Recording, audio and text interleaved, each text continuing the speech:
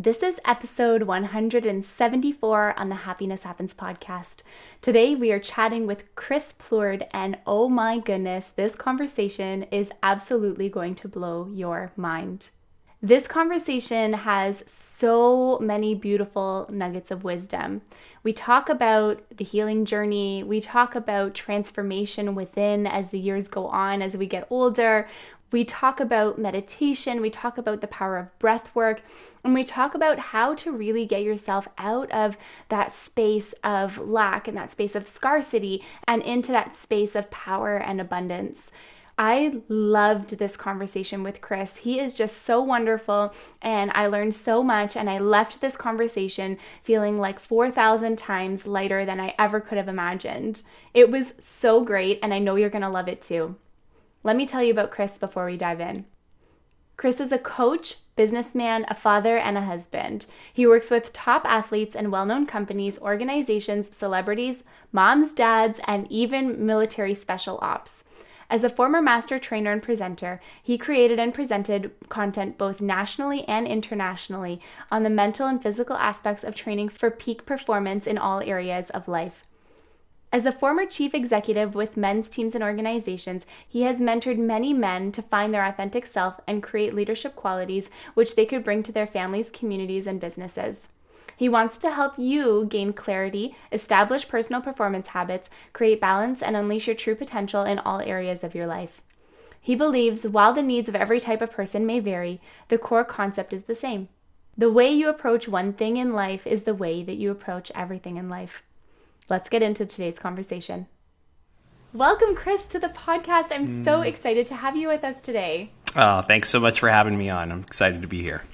This is going to be a great conversation. I know it's one that I feel like my own soul needs right now. So I'm excited to hear your perspective on so many different areas. But first, I would love for you to share with us what happiness means to you. That's a great question. Happiness is about, I think, self-fulfillment. It's about internal freedom. It's about waking up in the morning, especially on a Monday morning, and going, yes, I can't wait to get into this day. The excitement of having something to look forward to and being proud of what you have done in the past. It's looking in the mirror and looking right into your eyes and knowing that that person in front of you is someone you admire, respect, and love. It's a sense of just, like I said, I think there is that success and fulfillment, self-love, just to kind of put it in the short. So I love that.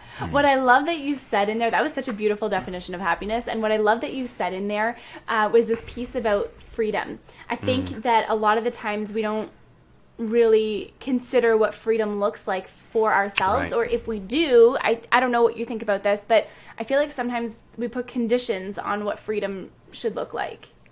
Yeah, it's a great, freedom to me is, I'll speak to one of my mentors, Peter Crone. He says, life will present you with the people and the circumstances to show you where you are not free.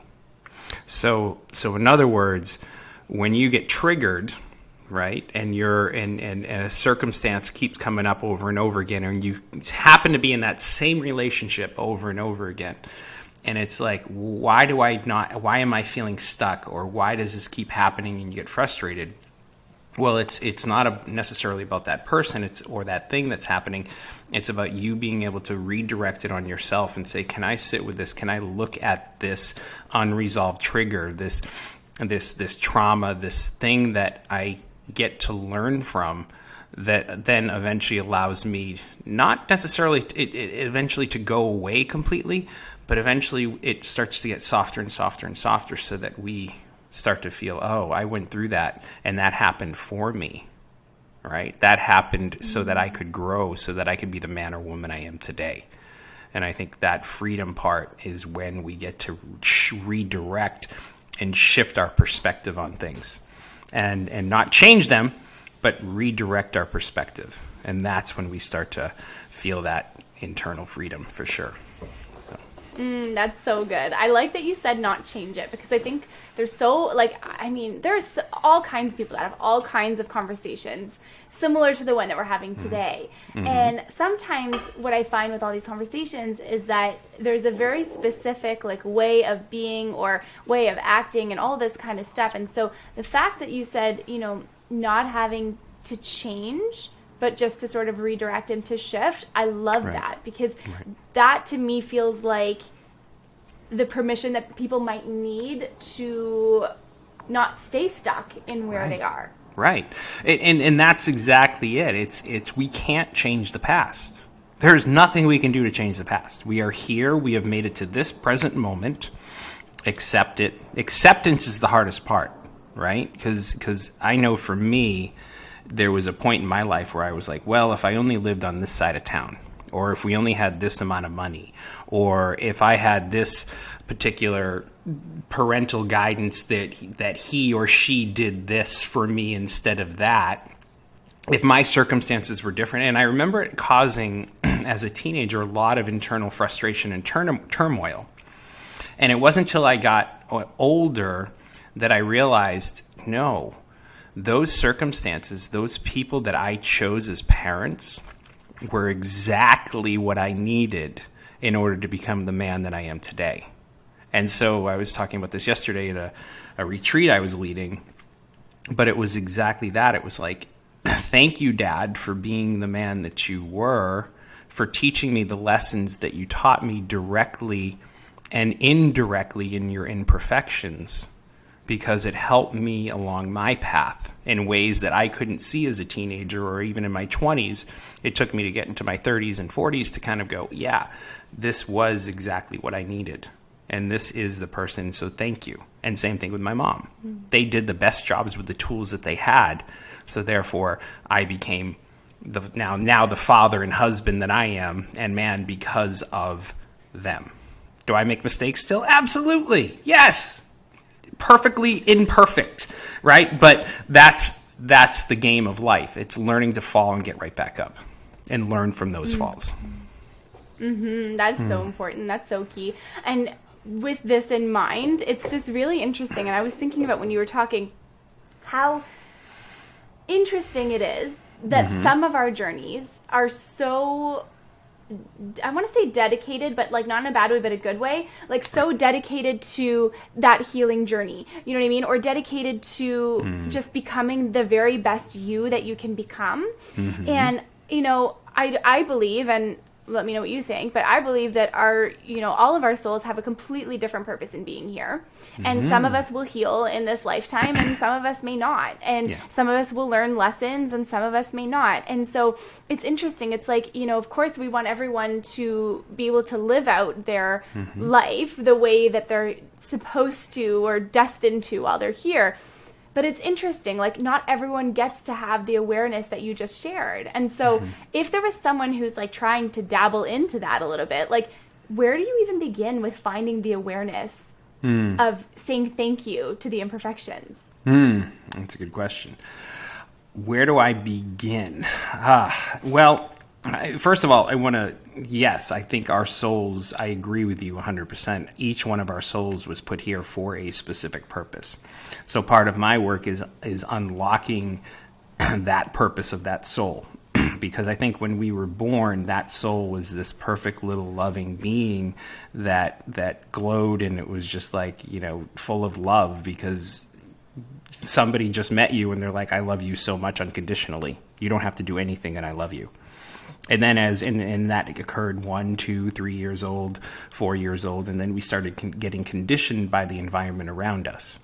And then we had certain things happen for us in our lives, big traumas, little traumas, certain situations that allowed us to put on layers, build armor, put a mask on, another mask to fit in with the environments that we're in. So I believe that we've had 4, 5, 6, 7 major things that shaped us in our lives. So some of the work that I do with my clients is going back to those things that have happened and going, what happened? How did that make me feel?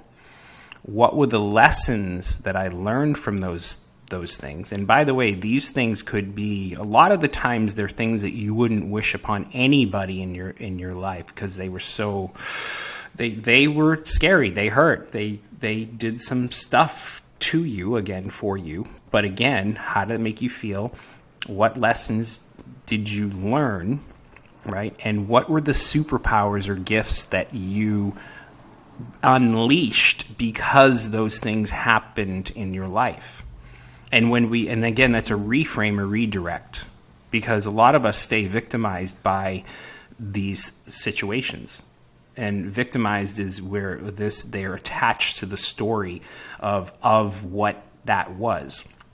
Well, if my, mom or uncle or whatever didn't do this, or had this happen, or if this person didn't die in my life, or whatever the case may be, yes, it was like painful, I'm sure. There's no doubt, and I want to meet that with love and compassion, and not, sweep it under the rug, because it was really hurtful. But it happened. And so what we can do is shift it into ownership, into our story of our lives, and not put it in such a way that's, here, let me tell you what happened to me, and you need to have empathy for this. It's, this happened for me, and this is how I grew, and this is how I became successful, fulfilled, and happy. And these are the superpowers that I discovered about myself, the gifts that I discovered about myself, because I went through that thing.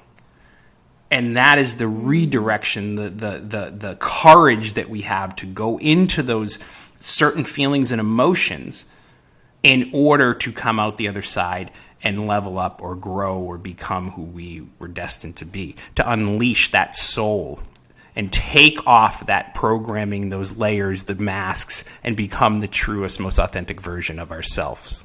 So. That is beautiful. I love that so much. There's so much to learn in there. So I hope, our listeners right now are really just absorbing this, and that was perfect. I love it. And with this in mind, with the journey that you've been on throughout your whole entire life, how would you define things like success and freedom and happiness before versus how you would define them now? It's a great question. As a kid, I grew up thinking, if I had this great corporate job, if I became this athlete, if I built my body a certain way, then I would be happy. Then I would make it, and I would just scroll through life. I'd buy my house and go on these vacations, and everything would be just perfect. And so I did that. I went to college. I got my business degree. I played high school and college sports, graduated. Then I moved out west to thinking that if I worked for certain companies, so like such as Xerox, Enterprise Rent-A-Car, Walt Disney World, which I did, thinking that, these are things that are going to fulfill me. And I got into those companies, and I realized that even though they were great companies and they had a lot to offer and I learned from them, that wasn't the path that I was destined to be on. There was an unfulfillment. I was unfulfilled within that because it wasn't my soul's journey. That wasn't what my soul was destined to do. And it was telling me by saying, why do you think you feel so drained? Why do you think that there's something missing? You're not alive. Your fire is not lit right now when you were in those. So I had to really pay attention and listen to that and go, okay, what are you supposed to be doing? And what I was supposed to be doing was actually underneath my nose all the time. It was coaching. It was working with people that, teaching them about health and wellness at first. That was the first part of my career, was being in the fitness industry. And then eventually I became a presenter and traveled around the world and certified thousands of instructors. And then eventually that became more of coaching and coaching in all areas of life. And then mindfulness as it switched to meditation and breath work and journey work. And so it's had this, in a way, this evolvement of going from exterior help, performing, losing weight, performance as triathlons, and to going in, performing deeper and deeper and deeper into ourselves, because we got to excavate what was on the surface, and we got to go and find out what the true why was, what the true purpose was. So that was kind of the idea of going deeper into happiness and fulfillment. It wasn't just about my story was thinking that, yeah, I had to be this, but it was undoing the programming that was put there from people that I looked up to, saying, if you just got this job in this company with great benefits, you're going to be happy. Thanks, Mom. I get it. That was you doing what you knew, and thank you for that. And I did that. No fault to hers. I don't blame her. I was on the path I needed to be. She just wanted me to be her version of success, her version of happiness, not my version. And when I discovered that, I was like, oh, I get to follow my joy. I get to follow my path. And when I started doing this, it was really funny. She, when I was working with clients and in the fitness industry and doing all this stuff, she really didn't get it for years. She was like, don't you think, what if you just applied and did this up? And both my parents. And it wasn't until I started traveling around the world and working with celebrities, like actually working with celebrities, that she was like, oh, okay, you're good now. Right? It had to have that her validation. Fantastic, It didn't make me better because I did that. It wasn't changing anything. It just was like, okay, now she gets it, right? But it took her time on her journey to do that. So, yeah, it was very funny. That's so funny. That's funny. I have a similar story when, and here's the thing too. It's funny because it's like same, very similar to you. Like how my parents were very much like go into corporate, get a job, go work, and whatever. And I worked for some really cool places. And I have to say, like, all of the jobs that I had in the past were so helpful in, bringing me into where I am today. Do you know what I mean? There's so much that you learn. Like, I'm sure you working at Disney probably taught you so many things about, leadership, either A, the type of leader you wanted to be, or the type of leader you don't want to be. You know what I mean? Exactly. And I had a lot of that also in my corporate career. And when I left and sort of bounced into entrepreneurship and, I have had my own business for a couple of years now, it was the same thing. At first, it was very much like, maybe you should just get a job on the side just in case. And I'm like, no, I really believe in myself. Like, this is the right thing. Like, I know this is going to be okay. Anyways, It's just funny how, but also to your point, what you were saying before earlier, everything that they kind of believe and say and pass down onto you is for them wanting you to have a beautiful life as well. Right? But it is very much like, they are doing the best they can with what they have, right? And that's what they knew to be success. Right. And so it's funny now, we're starting to see this whole conversation shift and like undoing what success means. And it's just so fascinating to watch. Right.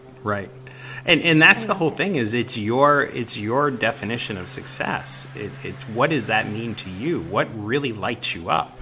And how can you take your gifts? How can you use your passions and be in service to something greater than you? Because I think as humans, that's all we really want. If you get to the root of it, get to the depth of it, we want to be in service. That's what truly fulfills us, I believe.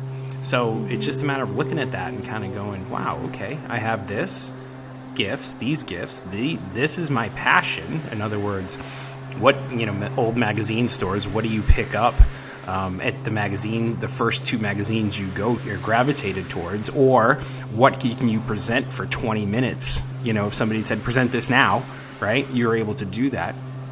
Then how can you make the shift in the world? How can you change the world? So that's that. So I love that. So I would love to, with this idea in mind, bounce into the breathwork side and the meditation side of all of this.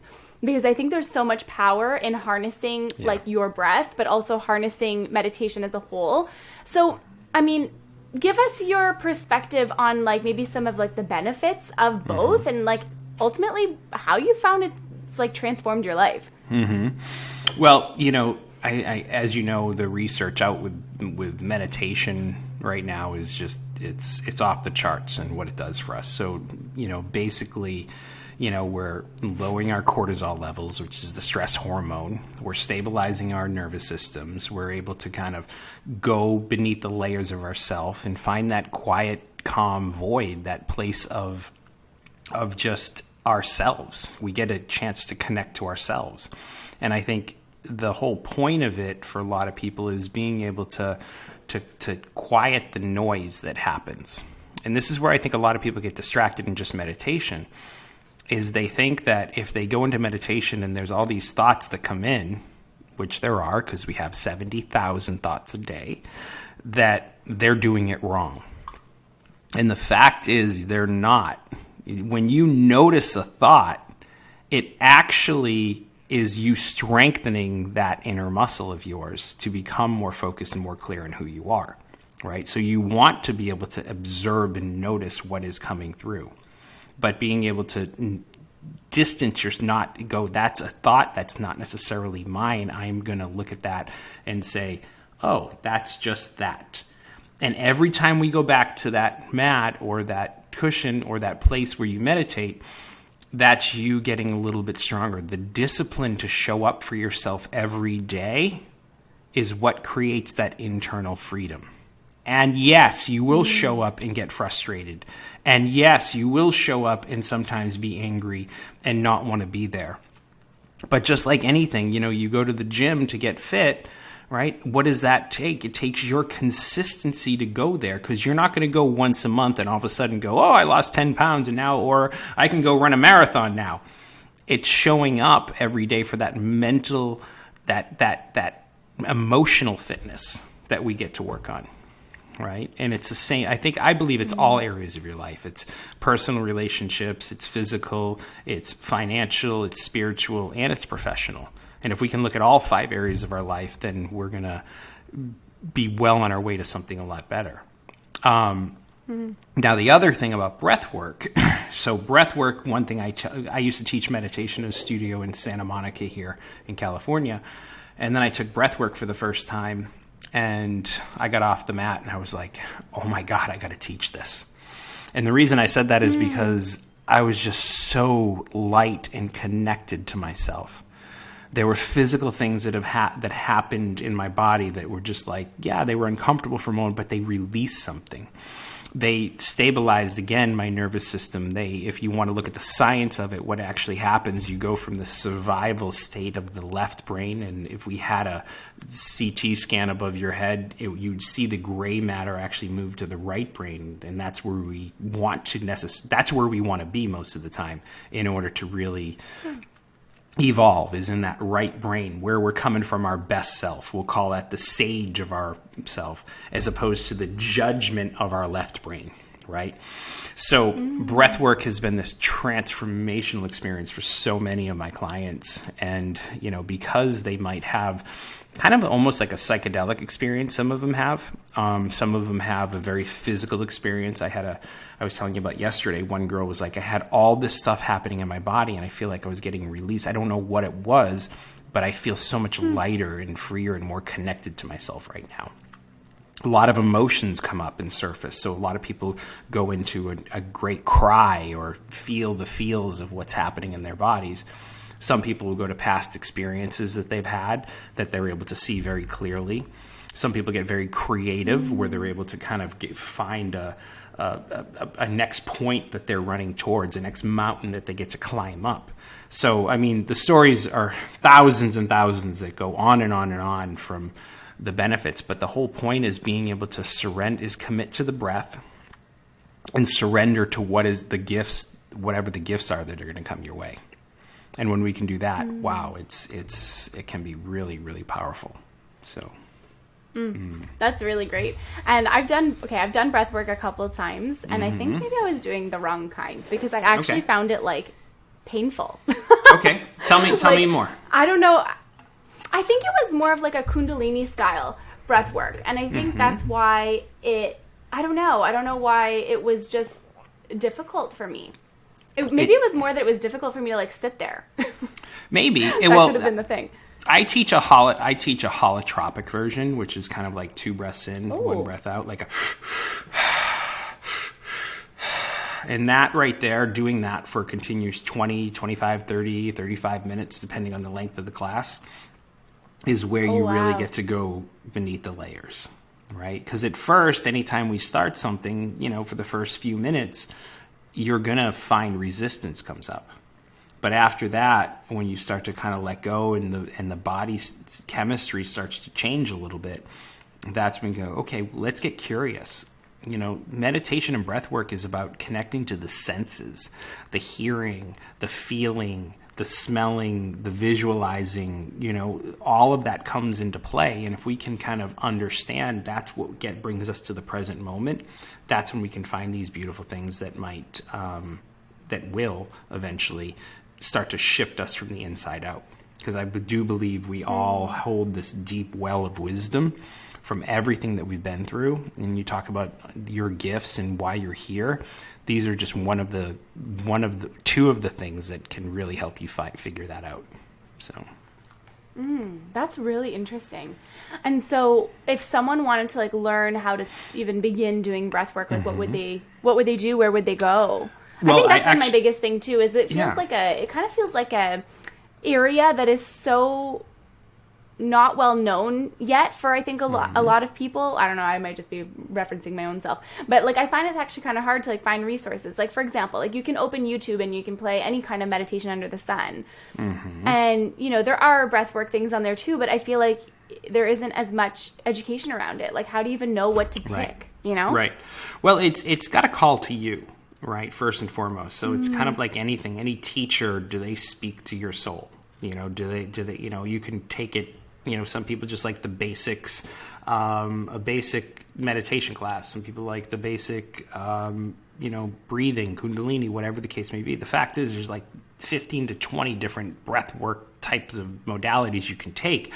Find that person that speaks to you. If that person's too woo-woo and out there, then maybe that's not that person for you. But if you're finding someone that might speak your language a little bit more and you can relate to their story, then that could be something for you. But I would just start Googling and start searching around YouTube. I have a free breathwork session on my website. If anybody wants that, they can go to it and just find that out and download that or get it emailed to them. And it's a short one. It's very basic, but it's just a way of getting guided through a typical breathwork session. And then there's more. There's classes you can take online. Nothing's out of your Zoom camera these days.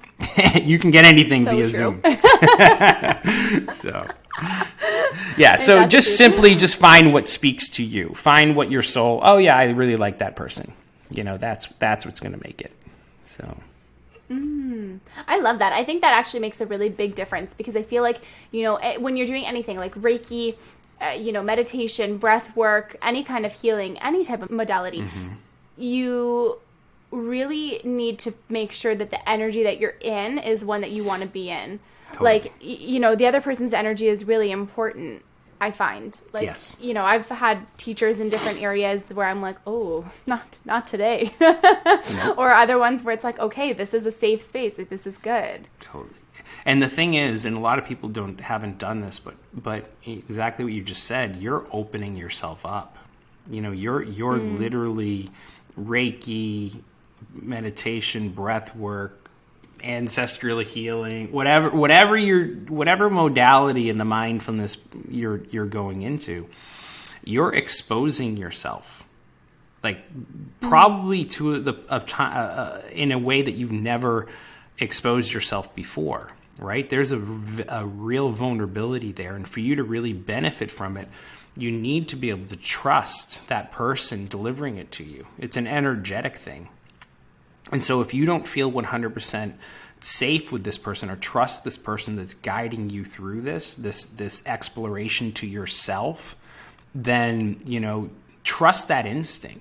Trust that thing that you already have inside you and say, no, this person doesn't speak to me. I'm going to go off in this direction and find somebody else. We got 7 billion people here on this earth. So I'm sure you're going to find a healer or a coach or a teacher that will eventually resonate with you in some way. You just got to be patient with it. So 100%. That's so true. It's so true. Oh, I love that. Honestly, Chris, I could talk to you forever. Like we could chat forever. And I got time. I've loved this conversation so much. I know. No, I'm kidding. It's your time. Keep them around 30 minutes though. Good. No, I respect that. I'm just joking with you. So. Well, I'll have to just have you back then. I love having my guests back on the podcast.